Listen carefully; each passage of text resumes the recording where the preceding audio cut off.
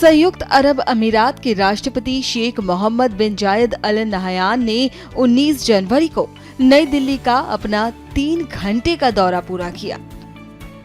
अपने दौरे के दौरान उन्होंने प्रधानमंत्री नरेंद्र मोदी से मुलाकात की और अबू धाबी और नई दिल्ली के बीच सहयोग बढ़ाने के लिए महत्वपूर्ण समझौतों पर हस्ताक्षर भी किए।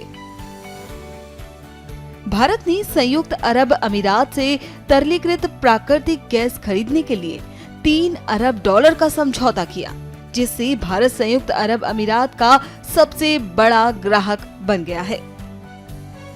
एक पोस्ट में शेख मोहम्मद बिन जायद अल नहयान ने प्रधानमंत्री मोदी से मुलाकात की खुशी व्यक्त की। उन्होंने पारस्परिक द्विपक्षीय सहयोग के साथ सतत विकास और आर्थिक वृद्धि को बढ़ावा देने की प्रतिबद्धता भी व्यक्त की। उन्होंने एक्स हैंडल पर लिखा,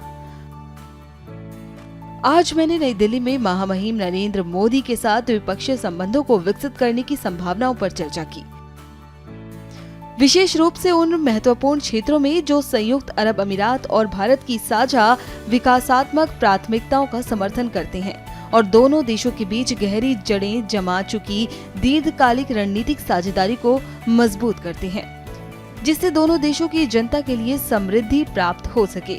सभी के कल्याण, प्रगति और साझा विकास के लिए सहयोग के सेतु बनाना एक प्रामाणिक और निरंतर अमीराती दृष्टिकोण है। पीएम मोदी ने भी एक्स हैंडल पर इस यात्रा की तारीफ करते हुए कहा कि यूएई के राष्ट्रपति की मेजबानी करना उनके लिए खुशी की बात है और उन्होंने दोनों देशों के बहुआयामी मित्रता को मजबूत करने के उद्देश्य की पुष्टि की।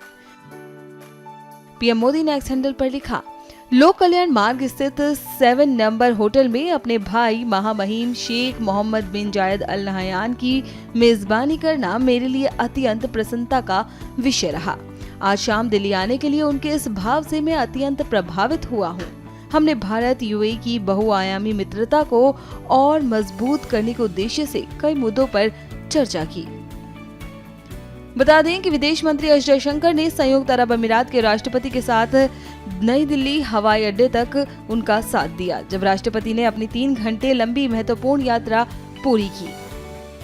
परिकल्पित साझेदारी में अंतर्राष्ट्रीय हवाई अड्डे और ग्रीनफील्ड बंदरगाह जैसी रणनीतिक अवसंरचनाओं का निर्माण शामिल है।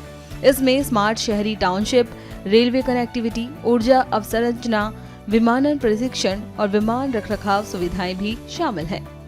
दोनों पक्षों ने एक रणनीतिक रक्षा साझेदारी ढांचा समझौते की स्थापना की, देश में काम करने पर भी सहमति व्यक्त की। इसके अतिरिक्त भारत और संयुक्त अरब अमीरात ने 2032 तक द्विपक्षीय व्यापार को दोगुना करके $200 अरब से अधिक करने पर सहमति जताई।